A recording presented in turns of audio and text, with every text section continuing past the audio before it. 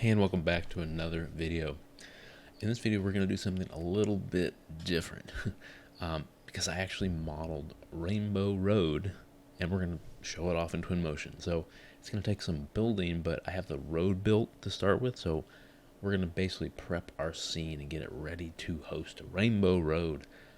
I hope this amounts to be something worth showing, and if you're seeing this video, obviously it is, at least in my mind. But if at any point you happen to learn something or just happen to like this different kind of video, then please demolish that like button. It really, really helps me out. Okay, so here we are. If you're familiar with Mario Kart, then you know what Rainbow Road is. Like I have known what Mario Kart is my whole life.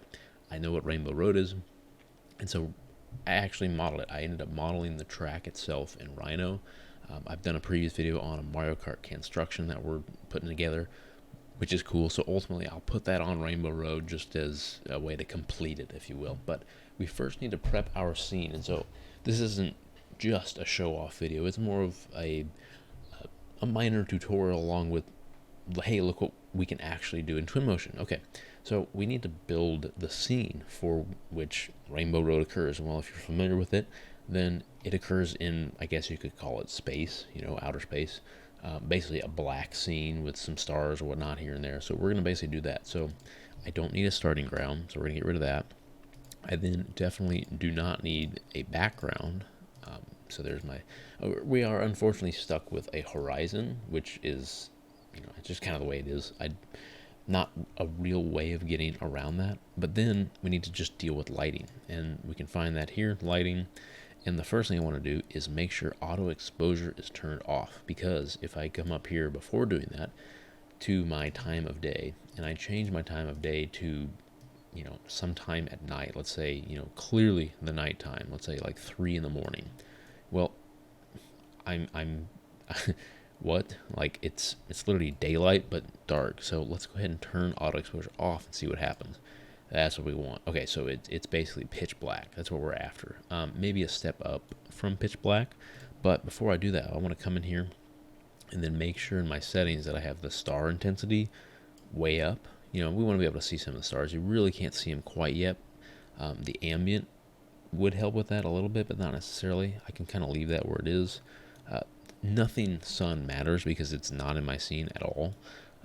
What I might want to do next is play with my moon intensity, but before I do that, I actually want to come over here and come to the exposure. Maybe I want the exposure at 1, not 10, 1, so I can see a bit more of the stars. But then now, it almost like the moon is a bit too bright. Maybe I put the moon at 1. Perfect, that's fine. Okay, so you can clearly see there's my horizon line. I'm not a big fan of that, but I obviously wish the stars would go all the way down, because in Rainbow Road, the stars are all over the place. You're basically in the middle of outer space. There's nothing there but Rainbow Road. But we're stuck with the moon, and that's fine. I'll leave this at 3 a.m. So we can kind of deal with that. Okay, so, happy enough with this. I don't need to worry about really much going on because I have nothing in my scene yet. So really we need to deal with importing the track itself.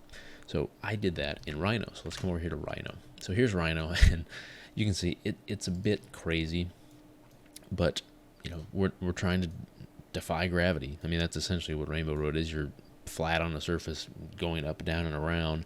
And so basically this is it.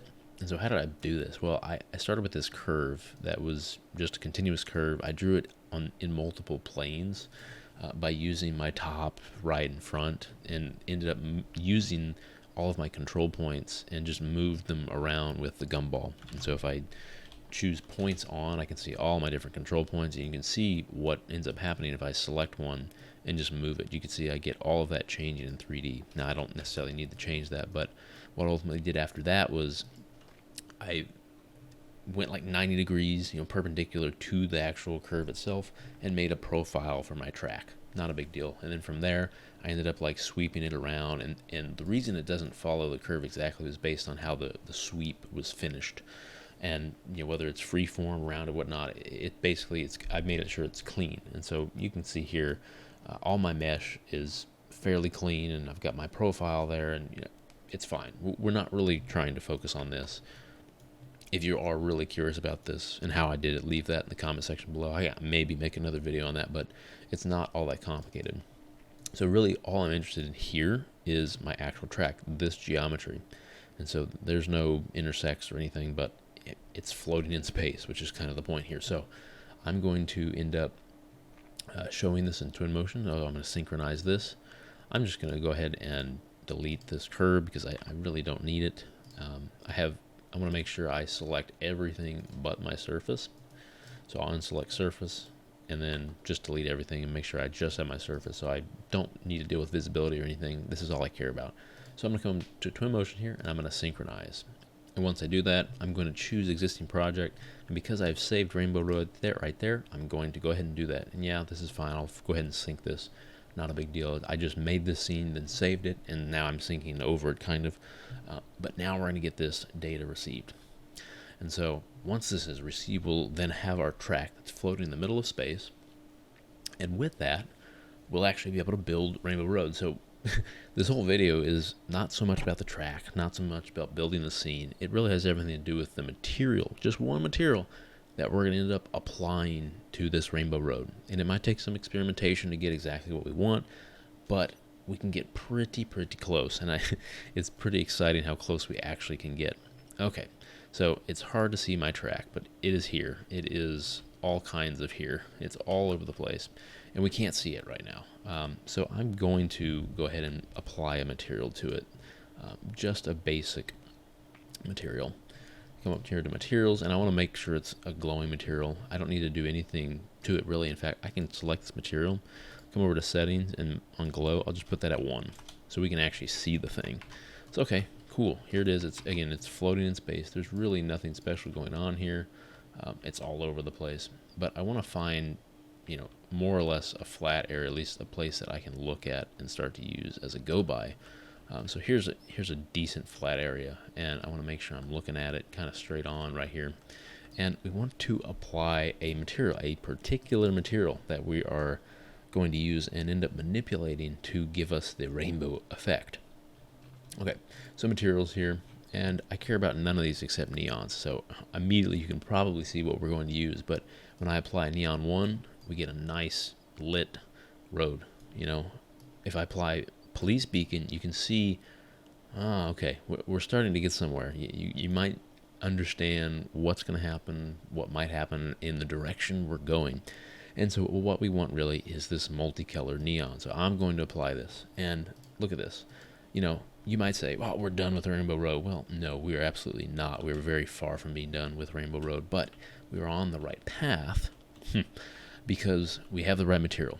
And now I would highly encourage you to look at my previous video, which is on material speed. And material speed has everything to do with the material literally moving. So in my last video, I looked at moving like a concrete road, like the road itself, the surface moved, not like an animation, but like the surface, the material itself was moving, translating across the applied surface, which in most cases seems kind of silly. So since then, I've done a little more thinking and thought, I could probably try and find a way to build Rainbow Road using this multicolor neon color. We have here, we are pretty close, but really all we need to do is change the speed. And so where's my speed? Well, it's in my scale, and then speed. And so you can immediately see there's already some speed applied, and you know that because I see some colors, not only colors, different colors changing, but moving. There's some slight movements here. So let's go ahead and put this speed at 0, and we can see what happens. Well, nothing. Absolutely nothing. And so basically this red neon color is no longer changing. So I have to have some sort of value to get this to start changing. You can see it has everything to do with the speed, which is kind of cool. So how can we do this? Well, let's see what happens as I increase the speed. Well, this is kind of ridiculous. This is not necessarily what we want. We're not trying to cause anyone to have issues, visual issues, but we can see we're getting closer. Now, let's go ahead and put the Y at 0 and then turn X on. Well, nothing here. So what am I missing here? Well, there's a number of things. I need to, let's go ahead and first put this at like 0.5. This is moving pretty quickly. Well, then now, let's say we could see how we get kind of our long streaked lines across here. I want to maybe put the rotation at 90, and maybe it'll start moving with the road itself. 90. Okay. All right. So the colors are moving there. And so the next thing I'm really curious is to deal with the stretching. And so like the scale, I'm still in scale. Instead of looking at the speed, I'm looking at the axes. And so you can see these are immediately both stretched. Well, let's put these both at 0, which they are essentially 0. I can only get to 0.10. But what I'm curious next is if I end up stretching this. You know, what happens when I stretch the X or the Y? Let's stretch the X. Well, not a ton. What happens when I stretch the Y? Well, I start getting these colors kind of coming together. Like this looks a little closer. I mean, you can obviously see we're getting a bit closer to more of the rainbow that we're looking to. Bringing up the X really does nothing, which is kind of interesting. So we can see here, you know, we are very close. Well, let's say we are closer to what we want when it comes to the rainbow road, except we're scaled a little weird. And so at this point, let's come back to my scale. And so my scale itself is at 1. Okay, well, what happens when I put this up? Well, it's not quite what I want. What happens when I like put this at half? This is half of what it was. Ooh, we're getting a little bit closer here. What happens when I put this at half of that? Now, okay, here we go. We're getting a little bit closer to the actual rainbow road that we're used to seeing. And then maybe even 0.2, 0.1. This is maybe a little too tight, 0.15. You know, pretty happy with that, but, you know, 0.2 is good. It looks nice and smooth. Okay, I mean, we're basically there. There's a couple of other things that I want to do, and you can see it looks a little too neon-y, you know, like off-colored. So my color is oddly a blue, and I don't know why, but I want to change that to white, which is going to be 6 Fs. That's how many I give, and that's going to be fully white. And, you know, there's my white. But instead of fully white, I want to bring this down, and you can see, all right, you know, this is like literally rainbow. And of course I can bring it all the way down to black, and I don't want to do that. I want to actually see some colors. So I want this probably somewhere in the middle, just beyond the middle. And look at that, like we have essentially made Rainbow Road. Now at this point you can play with the glow. You can have it glow more, glow less. The temperature, I wouldn't end up changing. It really almost does nothing until you get to the extremes. All the way down, of course, will give us this look, which is kind of interesting. So that, from what I can tell, is a pretty good looking rainbow road. You know, none of these other options really do anything, but we can always come back to change the scale here if we want to really exaggerate it, or if we want to all the way stretch it. You know, obviously 10 is the way to go. Moving this does nothing because we have the same thing either way. Of course, this is just moving along the Y, which doesn't matter because it's moving already. The speed, this is where we want to maybe change the speed. Maybe it's a little too fast. Maybe it's a little too slow. It's kind of up to you. Now, if you get to the point where you realize, well, I actually want it to turn the other way, well, you know, obviously we just put this at 180 degrees different from 90. So 270, we have it go the other way. You know, it's kind of up to you. I kind of like it coming towards the car. If the car's moving that way, whatever.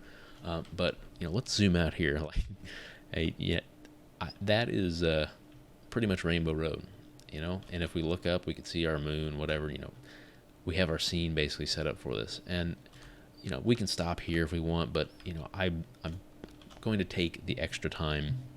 Well, let's say that I took the extra time to take that construction that we created of just Mario Kart. It's literally construction of Mario on a cart, on his cart, and I want to place this on here. And I'll probably end up cutting while I build this, but I want to build a little path that ends up following this, just to see how that works. And so I'm going to go ahead and import a file, and my file is going to be right here, which is Mario Kart.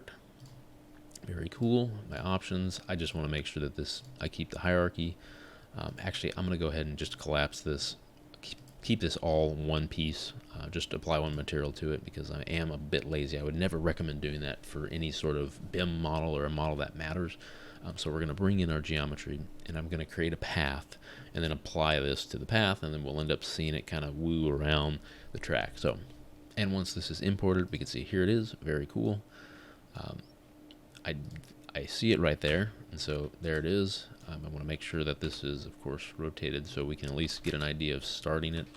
I'm going, just for the sake of this video and the fact that it's a fully dark background, I am going to apply a bit of a neon to this. I don't want it to blink, but you can see all the different looking cans that I have here, which is kind of interesting. So as you can see here, rotation is always an issue. And so what I've done is I've created a path, a custom path that follows the whole thing, and I have some random Marios up here, of course, but it's working barely. As obviously you can see some of the rotation is a bit off, but nonetheless he is moving. Even if we play with this custom path, there isn't a whole lot we can do as far as, you know, actually making this work. We could turn follow on, physics off. That's fine, but physics on means that he's probably not, he's going to end up going, you know, staying here. It's going to look kind of funny. So I've had more luck with physics off. Follow, you could turn on or off. It kind of depends. You can see how the path kind of goes in and out, and it's just based on the curve. If you really want to get things a little more detailed, you can press this plus in between, and it does make this a bit easier to actually add a point. But you can see it does kind of jack up in between. You know, I don't know if that actually helps in the end. It should smooth things out, but in some cases it doesn't seem to necessarily do that. But you know, we do have it. It is working. It's a matter of where Mario is, of course, but you know, really, look at this. We have made Rainbow Road. We could have done without Mario. Obviously, making that custom path work, look good, is very difficult based on the fact that you need to get the rotation right, and it seems as though adding custom components to a custom path doesn't always bode well for having the rotation show up correctly, but we've done it. We have Rainbow Road here. It isn't the most amazing thing, but the biggest takeaway here is how we built the road, and specifically built that rainbow material, and how we've manipulated that to look literally like Rainbow Road. So, you know, that will do it for this video. I sure hope you enjoyed it. If you did, you know, there goes Mario again.